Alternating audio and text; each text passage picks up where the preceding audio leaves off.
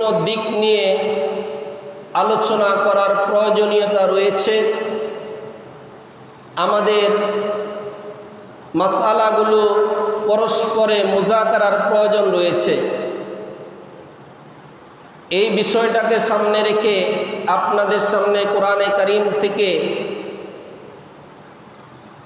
অংশ বিশেষ এবং রাসূল করিম সাল্লাল্লাহু আলাইহি ওয়াসাল্লামের অসংখ্য অগণিত হাদিস থেকে ছোট্ট তিনখানা হাদিস পাঠ করেছি। কুরবানি এটা মানব রচিত কোনো নিয়ম, কোনো পদ্ধতি নয়। কুরবানি এটা গোশত খাওয়ার নাম নয়। কুরবানি হচ্ছে আল্লাহ পাকের বিধান পালন করার নাম। বলেন, কুরবানি কিসের নাম? আল্লাহ পাকের বিধান পালন করার নাম হচ্ছে কুরবানি। যেহেতু আল্লাহ পাকের বিধান পালন করার নাম কুরবানি, এজন্য কুরবানির সাথে সম্পৃক্ত যে সমস্ত দিক নির্দেশনা রয়েছে, এই সমস্ত দিক নির্দেশনাগুলো আমাদেরকে মেনে চলতে হবে। এগুলো খুব খেয়াল রাখতে হবে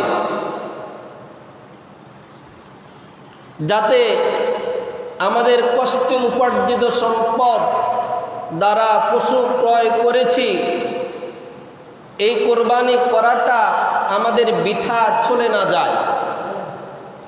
এই কুরবানি করাটা যাতে সার্থক হয়, এই কুরবানিটা যাতে সফল হয়। কুরবানিতে হার জিত এটা মূলত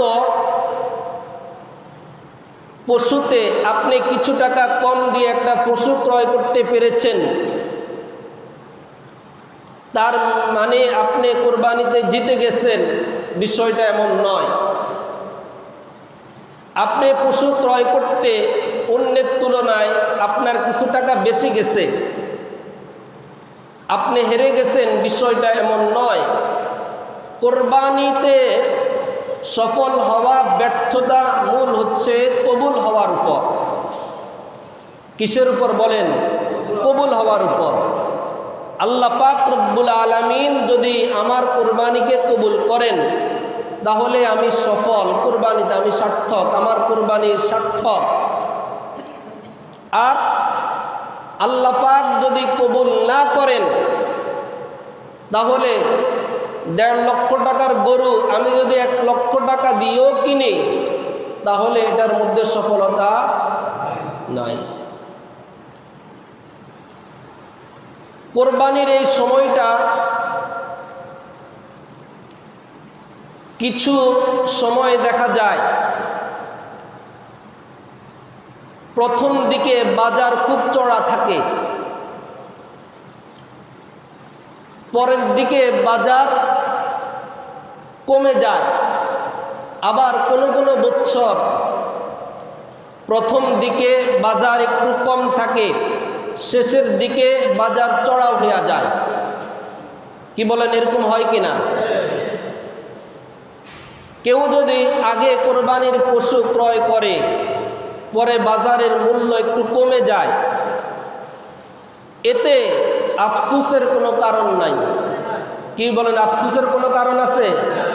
আমি কিনলাম কার জন্যে? আল্লাহর জন্য কিনছি। যা দিয়ে কিনলাম সবটাই আল্লাহর রাস্তায় সদকা করার সওয়াব পেয়ে যাব। জোরে বলেন সুবহানাল্লাহ। সব টাকার বিনিময়ে আল্লাহ পাক আমাকে সওয়াব দিবেন। এতে আফসোস করা, মন খারাপ করার কোনো কারণ হতে পারে না। আমাদের মূল টার্গেট থাকবে আল্লাহ কিভাবে আমার এই কুরবানিতে সন্তুষ্ট হন, এই বিষয়গুলো খেয়াল রাখা।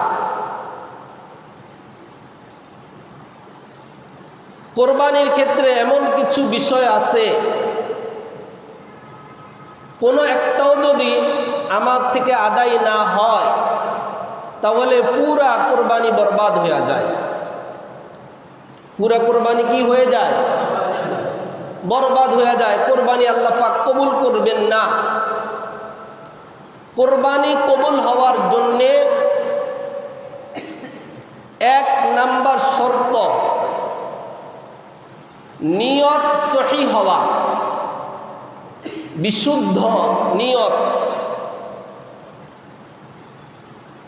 সহি নিয়ত ব্যতীত কোনো ব্যক্তি যদি 5 লক্ষ টাকা খরচ করেও কোরবানি দেয়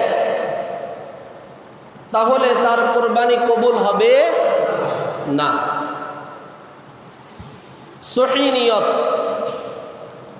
কোরবানি আল্লাহর সন্তুষ্টির জন্য করব। বলেন কার সন্তুষ্টির জন্য? সবাই আওয়াজ দিয়ে বলেন কার সন্তুষ্টির জন্য?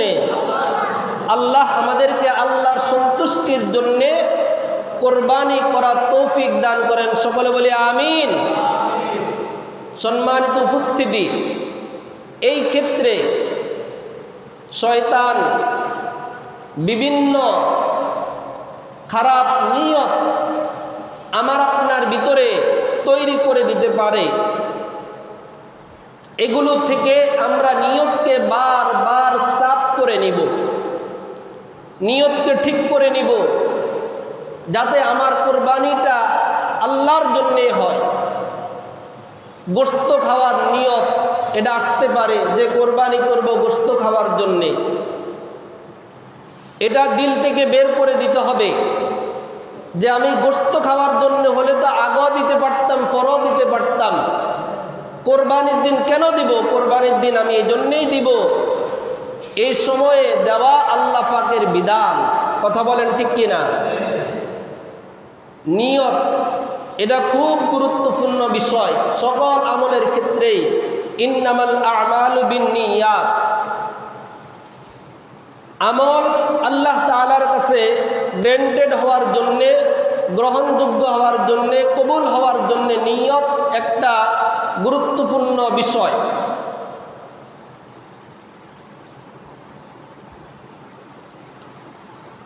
কারণ আল্লাহ তাআলার কাছে আমাদের এই কোরবানি পশু গোশত আল্লাহ পাক নিবেন না, রক্ত আল্লাহ পাক নিবেন না, কোনো অংশ আল্লাহ পাক নিবেন না। কি বলেন? নিবেন? আল্লাহ চান আমার আপনার দিলের অবস্থা। যেমনি ভাবে কোরবানির যে মূল ইতিহাস, হযরত ইব্রাহিম আলাইহিস সালাতু ওয়াস সালামের উপর ছিল তিনার সন্তানকে জবাই করা। তিনি আল্লাহর বিধান অনেক কঠিন হওয়া সত্ত্বেও আল্লাহ বলছেন কোনো কিলোকাল করেন নাই, সন্তানকে জবাই করার জন্যে প্রস্তুত হয়ে গেছেন। এমনিভাবে আমার আপনার উপর আল্লাহ পাক যে সম্পদ দিয়েছেন, এই সম্পদ থেকে কিছু খরচ করে পশু জবাই করা আল্লাহর নির্দেশ। আমরা এতে আল্লাহর নির্দেশ, আল্লাহর হুকুম, আল্লাহর সন্তুষ্টি অর্জন করার জন্যই করব।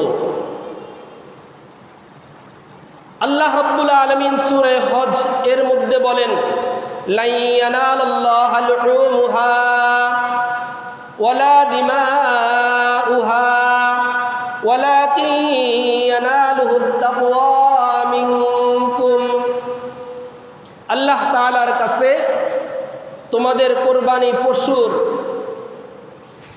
গোশত, রক্ত এগুলো কিছুই পুছে না। আল্লাহ তাআলা চান তোমাদের তাকওয়া, তোমাদের দিলের অবস্থা, তোমরা কি জন্য কোরবানি করছো, কার জন্য কোরবানি করছো? আল্লাহকে খুশি করার জন্য কোরবানি করছো, নাকি কোরবানি না দিলে ব্যয় কি বলবে, কোরবানি না দিলে সমাজের লোকেরা কি বলবে, নতুন মেয়ে বিবাহ দিয়েছি কোরবানি না দিলে জামাই কি বলবে, এই সমস্ত খারাপ উদ্দেশ্যে কোরবানি দিচ্ছ। এটা আল্লাহ পাক রব্বুল আলামিন দেখেন। ওয়ালাকিন ইয়ানালুহুত তাকওয়া মিনকুম, এখানে যদি আমরা ফেল হয়ে যাই তাহলে আমার আপনার কোরবানি আল্লাহর কাছে গ্রহণযোগ্য হবে না। 1 নম্বর শর্ত, কোরবানির ক্ষেত্রে 1 নম্বর শর্ত সহিহ নিয়ত।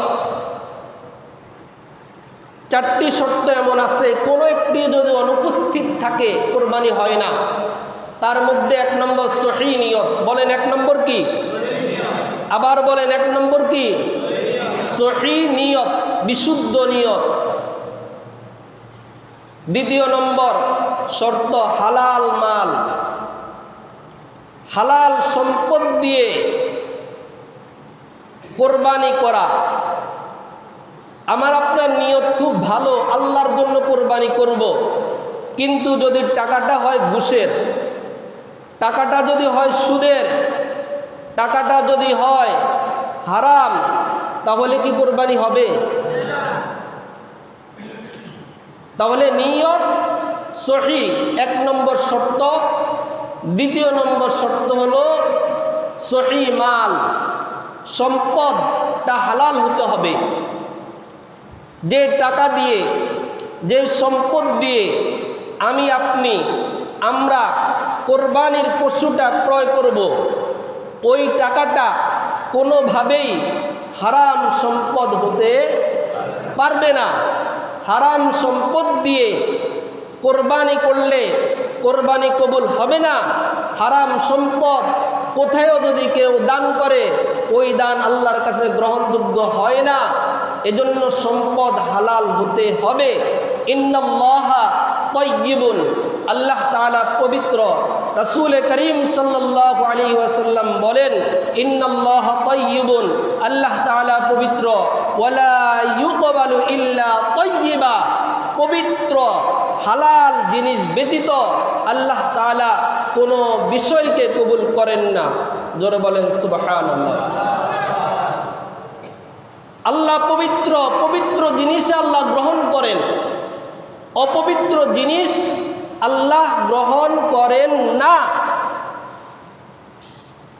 অন্যের মাথায় আঘাত দিয়ে উপার্জিত সম্পদ দিয়ে কোরবানি করলে কোরবানি হবে না। সম্পদের ক্ষেত্র শরীয়ত কর্তৃক আমাদের উপর কিছু বিধিবিধান আছে।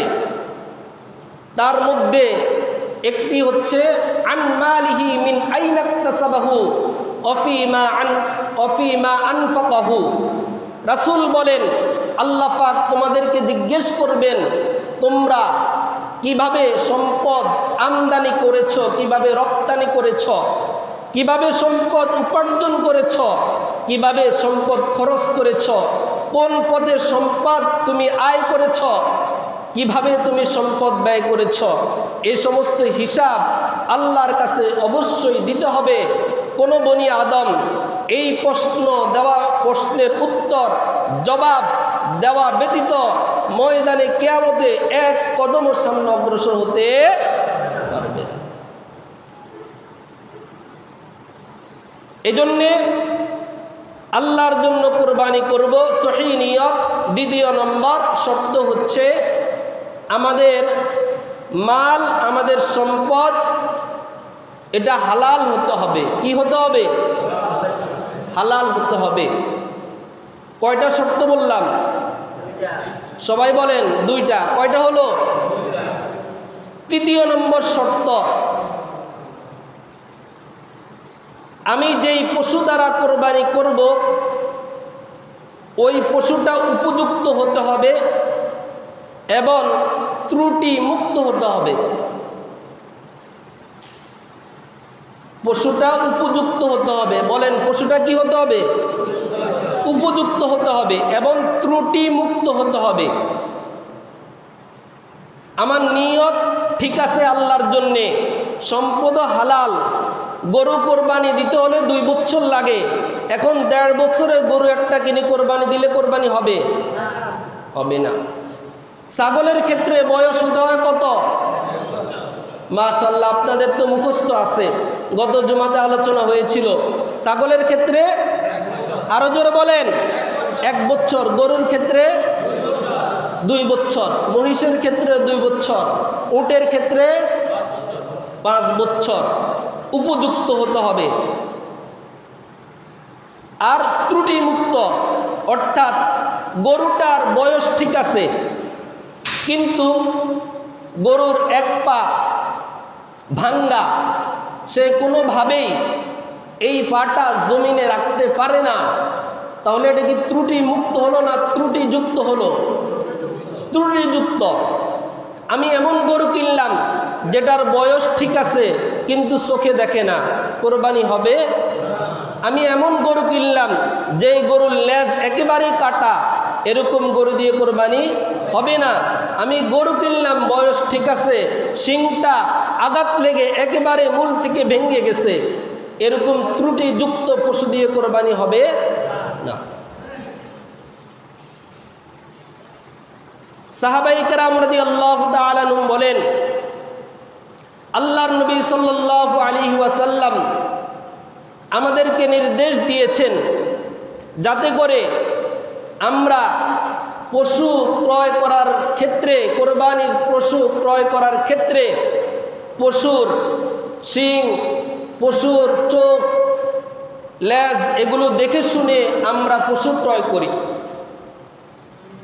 শুধু পশু ক্রয় করলেই হবে না, যেহেতু এটা আল্লাহর হুকুম পালন করা কোরবানি, এজন্য যেই বিধিবিধান সম্পর্কিত আছে এগুলো আমাদের খেয়াল রাখতে হবে।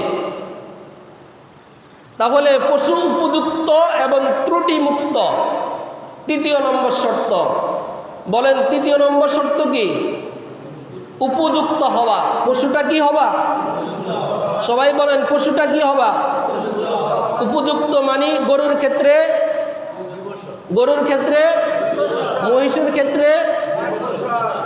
মহিষের ক্ষেত্রে 2 বছর, গরুর ক্ষেত্র 2 বছর, আর ছাগলের ক্ষেত্রে 1 বছর, এর কম হলে হবে না।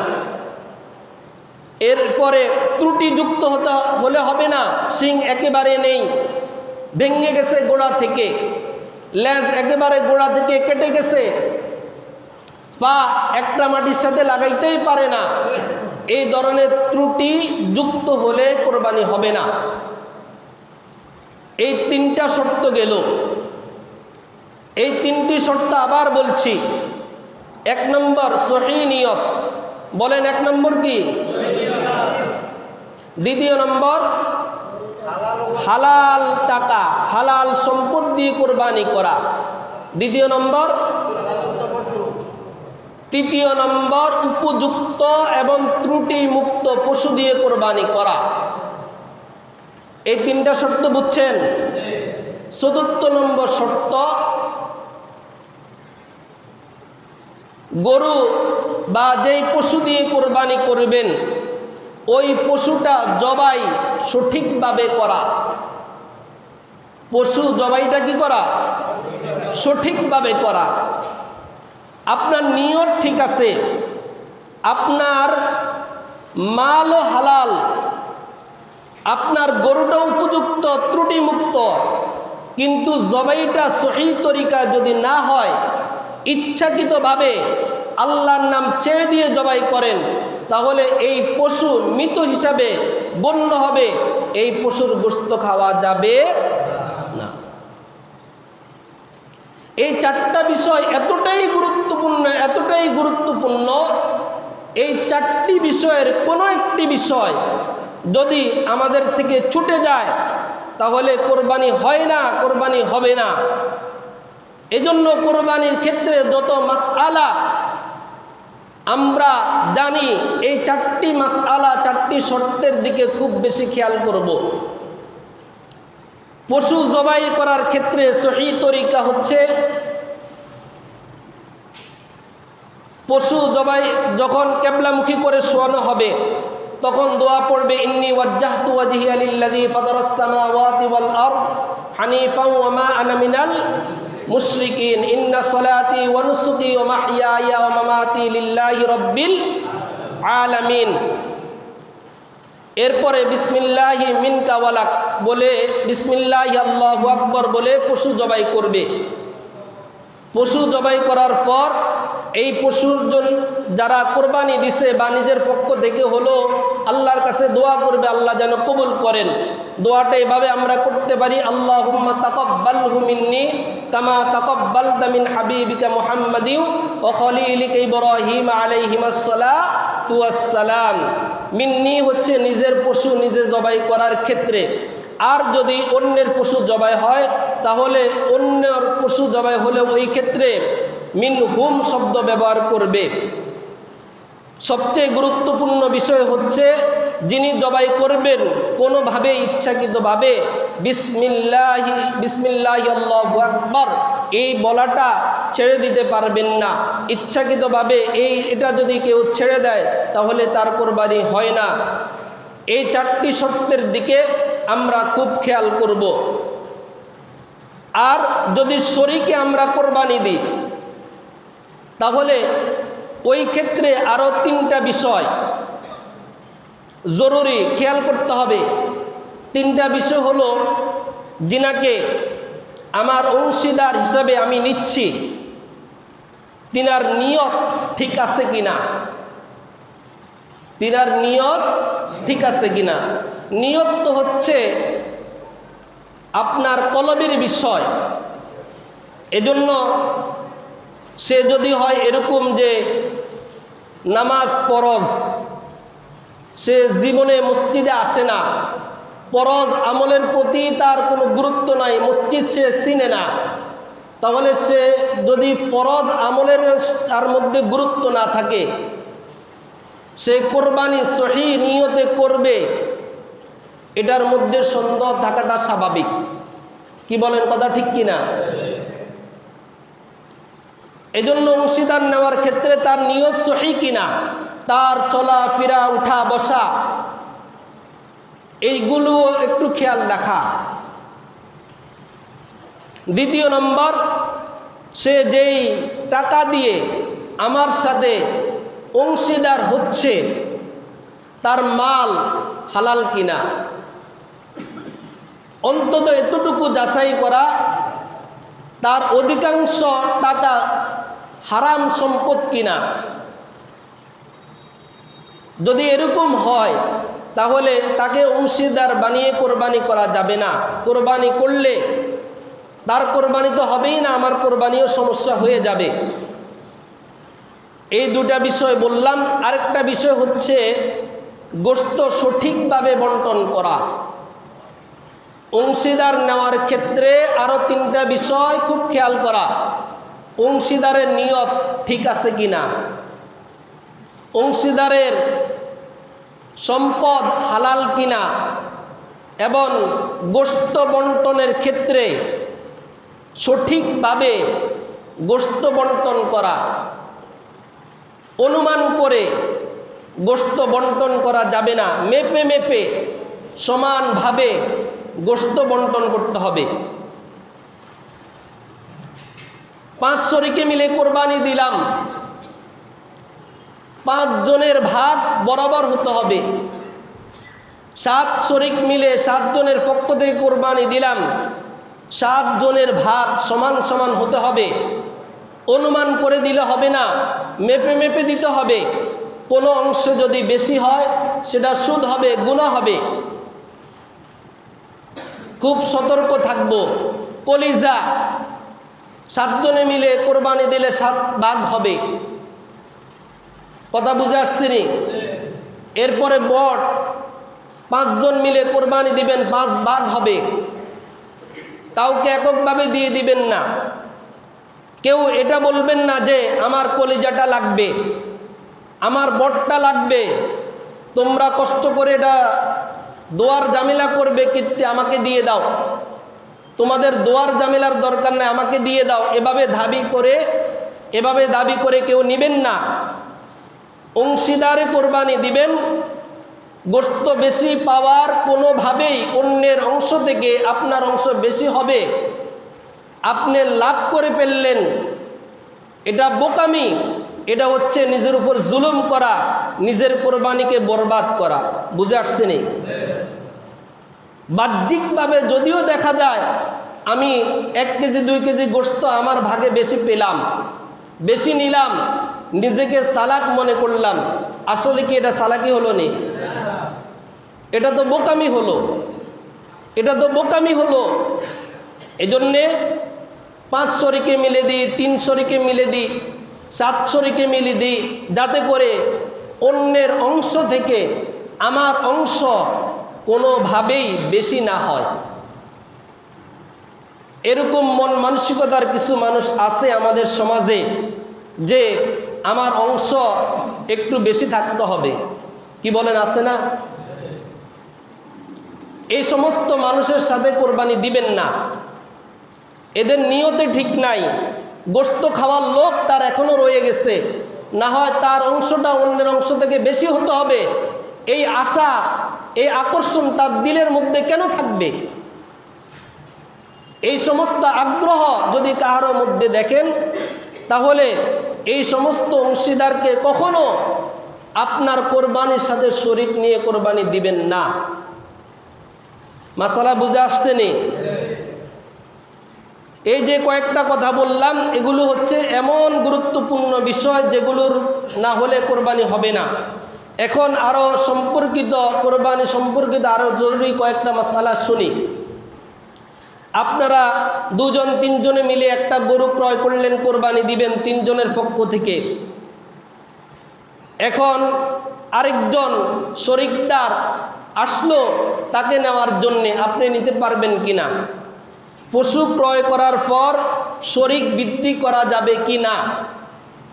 এই ক্ষেত্রে মাসআলা হলো, যারা প্রথমে পশুটা ক্রয় করেছেন তাদের যদি নিয়ত থাকে আমরা যদি পরবর্তীতে শরিকদার পাই তাহলে শরিকদার নিব, তাহলে কোনো অসুবিধা নাই।